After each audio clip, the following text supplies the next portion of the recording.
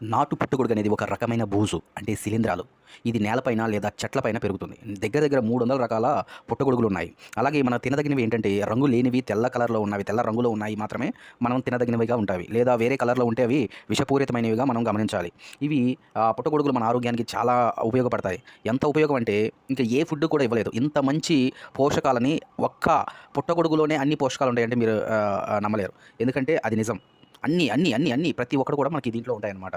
అంటే మీరు చూస్తే గుండెకి మంచిది. కొలెస్ట్రాల్‌ని ఇప్పుడు గుండెపోటులు ఎక్కువ వస్తున్నాయి కదా! ఇది కొలెస్ట్రాల్‌ని తగ్గిస్తదనమాట. అంటే మనకి గుండెకి దగ్గర పేరుకుపోయిన కొవ్వుని కరిగిస్తది.